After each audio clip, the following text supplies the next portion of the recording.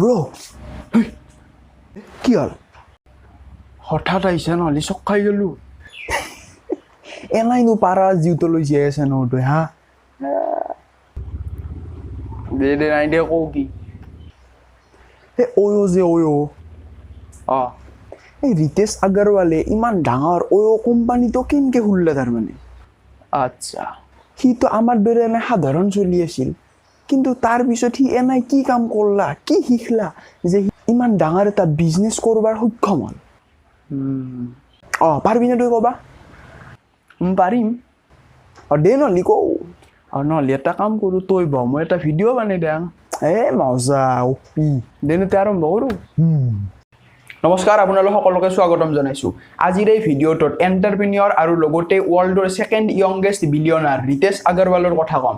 second য়ংগেষ্ট billionaire তাৰ মানে হৈছে কম বয়সতে বিলিয়নাৰ হোৱা প্ৰথমত আছে কাইলি জেনাৰ তেওঁ আটাইতকৈ কম বয়সত বিলিয়নাৰ হৈছে আৰু ছেকেণ্ডত আছে ভাৰতৰ ৰিতেশ আগৰৱাল তেওঁ হৈছে ছেকেণ্ড য়ংগেষ্ট বিলিয়নাৰ ৰিতেশ আগৰৱালৰ জন্ম হৈছিল 1993 চনৰ 16 নৱেম্বৰত উৰিষ্যাত তেওঁৰ পৰিয়ালত তেওঁৰ দেউতাক মাক আৰু লগতে তিনিজন ভাই ভনী আছে ৰিতেশ আগৰৱালৰ যিজনী ডাঙৰ ভনীয়েক তেওঁ এবাৰ কলেজত এটা এণ্টাৰপ্ৰিনিয়ৰশ্বিপৰ ইভেণ্ট এটেণ্ড কৰিছিল আৰু তাৰ পিছত যেতিয়া ঘৰত আহি তাৰ ওপৰত আলোচনা কৰিছিল তেতিয়া ৰিতেশ আগৰৱালে প্ৰথমবাৰ এই এণ্টাৰপ্ৰিনিয়ৰ বা অন্ত্ৰপ্ৰিনিয়ৰ শব্দটো শুনিছিল তাৰ পিছত শুনোতে ভাবিলে এইটো অলপ ভাল লাগিল ৱৰ্ল্ডটো তেওঁ ভাবিলে কি যে মই এই হ'ম অৰ্থাৎ মই এণ্টাৰপ্ৰিনিয়ৰে হ'ম তাৰে পিছত যেতিয়া স্কুলত কোনোবাই সোধে যে তুমি কি হবা তেতিয়া ৰিতেশ আগৰৱালে কৈছিল যে মই এণ্টাৰপ্ৰিনিয়ৰ হ'ম কিন্তু এণ্টাৰপ্ৰিনিয়ৰ কি তেওঁ একো নাজানিছিল 13 বছৰ বয়সৰ পৰাই ৰিতেশ আগৰৱালে সিম কাৰ্ড বিকা আৰম্ভ কৰি দিছিল তাৰ পিছত তেওঁলোকৰ জিলাৰ চেক্ৰেড হাৰ্ট স্কুলৰ পৰা 12 পাছ কৰিছিল আৰু তাৰ পিছত IIT এন্ট্ৰেন্স এক্সামৰ তৈয়াৰীৰ কাৰণে কোটালৈ আহিছিল কিন্তু তাত তেওঁৰ সিমান মন বহা নাছিল সকলোৱে পঢ়ি থাকে ঘুৰা বেছি নকৰিছিল তাৰ কাৰণে তেওঁৰ সিমান এটা ভাল নালাগিছিল আৰু তেওঁ ট্ৰেভেল কৰি বহুত ভাল পাইছিল সৰুতেই বহু সৰু কালৰ পৰাই তেওঁ ট্ৰেভেল কৰা ষ্টাৰ্ট কৰিছিল তাৰ পিছত তেওঁ কি কৰিলে যে ইয়াতটো মোৰ সিমান মন বহা নাই মই সৰুতে কৈছিলোঁ যে মই এণ্টাৰপ্ৰিনিয়ৰ হ'ম কিন্তু মই এইটোতো গুৰুত্ব বৰ্তমান দিয়াই নাই ঠিকে আছে মই ইয়াৰ ওপৰত অলপ জ্ঞান ল'ব আৰম্ভ কৰোঁ তাৰ পিছত তেওঁ কি কৰিলে কটাৰ পৰা দিল্লীলৈ বহুত এণ্টাৰপ্ৰিনিয়ৰশ্বিপৰ ইভেণ্ট এটেণ্ড কৰিবলৈ আহিল তেওঁ বয়সো কম আছিল তাৰ কাৰণে ফ্ৰীতে তেওঁ বহুত এটেণ্ড কৰিব পাৰিছিল ইভেণ্টবোৰ তাৰ কাৰণে তেওঁ গ'ল ইভেণ্ট এটেণ্ড কৰিলে আৰু তাৰ পৰা বহুত কথাই শিকিলে যেতিয়া তেওঁ দিল্লীত যায় তেতিয়া তেওঁৰ এটা মেজৰ প্ৰব্লেম এটা আছিল কি যে তাত ৰুমবিলাক ভাল পোৱা নাছিল তাৰ মানে কম দামত ভাল ৰুম নাপায় আৰু বহুত পইচা দিলেও আনকি কেতিয়াবা ভাল ৰুম নাপাইছিল তাৰ কাৰণে তেওঁ ভাবিলে এইটো এটা বহুত ডাঙৰ প্ৰব্লেম আৰু তাত তেওঁ দেখিছিল কি যে দিল্লীত মানুহবোৰৰ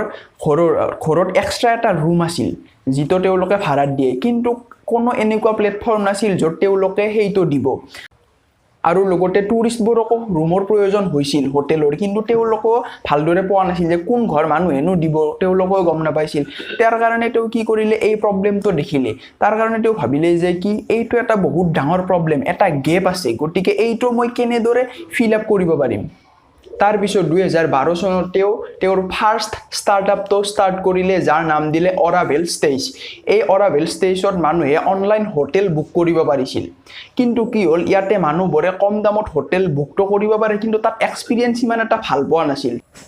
তাৰ কাৰণে ৰিতেশ আগৰৱালে ভাবিলে যে বহুত গ্ৰ' কৰিবলৈ হ'লে মই এনেদৰে কৰিলে নহ'ব কামটো এটা নেক্সট লেভেলত লৈ যাব লাগিব আৰু তাৰ কাৰণে তেওঁ কি কৰিলে গুৰগাঁৱৰ এখন হোটেলত গ'ল সেই হোটেলখন সিমান চলা নাছিল আৰু তাত কি কৰিলে গৈ পেলাই যিজন মালিক আছিল তেওঁ ক'লে যে কি মই আপোনালোকৰ এই হোটেলখন কেইদিনমানৰ কাৰণে চলাম যদিহে প্ৰফিট হয় আধা ভগাই ল'ম আৰু যদিহে লছ হয় গোটেই ময়ে ল'ম তাৰপিছত মালিকজনেও ভাবিলে ঠিকে আছে সিমানটো চলা নাই ইয়াক দি কিনো কৰিব তাৰপিছত দিলে তাৰ পিছত তেওঁ কি কৰিলে হোটেলখনৰ যিবিলাক একেবাৰে ভালদৰে সজালে হোটেলখন তাৰমানে যিবিলাক বেডশ্বীট বাথৰুম চব চাফা কৰি একদম ভাল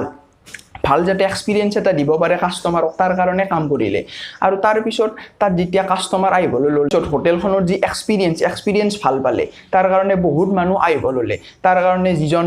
গুৰগাঁৱৰ যিজন হোটেলৰ মালিকজন তেওঁ দেখিলে ঠিকে আছে এইখনটো লাভ হ'লে তাৰ পিছত তেওঁ কি কৰিলে ৰিতেশ আগৰৱালক ক'লে যে আৰু মোৰ দুটামান প্ৰপাৰ্টি আছে সেই দুটাও নহ'লে দিবি তাৰে পিছত তেনেকৈ কৰোঁতে ওচৰৰ বেলেগ হোটেলৰ মানুহবোৰো আহিল অহাৰ পিছত তেওঁ কি কৰিলে বহুকেইখন হোটেলত তেওঁ নিজৰ বিজনেছটো চলাই নিলে আৰু তাৰ পিছত তেওঁ অৰাভেল ষ্টেজৰ পৰা তেওঁৰ বিজনেছটোৰ নাম দিলে অ'য় ৰুমছ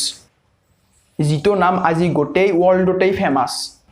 ৰিতেশ আগৰৱালে দেখিছিল কি যে তাজ কিবা কিবি জুই এইবিলাক বহুত ডাঙৰ ডাঙৰ যিবিলাক হোটেল আছে তাত 100টাতকৈ অধিক ৰুম আছে আৰু তাত যিবিলাক তেওঁলোকৰ যি ফোকাস সেইটো হৈছে যিবিলাক ধনী মানুহ হাই ক্লাস মানুহ কিন্তু 90% হোটেল এনেকুৱা আছে য'ত 100টাতকৈ কম ৰুম আছে আৰু সেই হোটেল বিলাকে কেৱল মিডল ক্লাছকে ফোকাস কৰে গতিকে তাৰ কাৰণে তেওঁ কি কৰিলে এইটো এটা অপৰচুনিটি সুবিধা এটা বহুত ডাঙৰ সুবিধা এটা পালে আৰু তাৰ কাৰণে এইটোৰ ওপৰত তেওঁ কাম কৰিলে এইটো যিটো গেপ এটা আছিল সেইটো ফিল আপ কৰিলে আৰু তাৰ কাৰণে তেওঁ আজি ইমান সাকসেস হ'ব পাৰিছে আৰু তাৰ পিছত তেওঁ কি কৰিলে যিটো তেওঁ ভাবিলে যে মই যদি বহুত গ্ৰো কৰিব লাগে তেতিয়া মোক পইচাৰ প্ৰয়োজন হ'ব কাৰণ হোটেল বিলাকটো এনে নিদিয়ে তাৰ পিছত তেওঁ কি কৰিলে বহু কেইটা সোৰ্সৰ পৰা তেওঁ ফান্ডিং পালে যি সোৰ্সৰ পাইছে বাৰু পিছত ভিডিও বনাম থিল ফেলোশিপ কিবা কিবি এনেকে বহুত কেইটা আছে তাৰ পৰা তেওঁ পইচা পালে আৰু সেই পইচাটো তেওঁৰ বিজনেছত ইনভেস্ট কৰি দিলে ৰিতেশ আগৰৱালৰ আইআইটি ক্লিয়াৰ নহল কিন্তু তেওঁ নিজৰ বিজনেছত ফোকাস কৰাৰ কাৰণে তেওঁ অকল ইণ্ডিয়াতেই নহয় তেওঁৰ গোটেই ওয়াৰ্ল্ডত আজি তেওঁৰ বিজনেছটো যাব পাৰিছে China Nepal Malaysia US England Japan Indonesia এই গোটেই দেশবোৰত তেওঁৰ আজি বিজনেছটো যাব পাৰিছে চাওক এজন ভাৰতীয়ই অকল কেৱল ভাৰততেই নহয়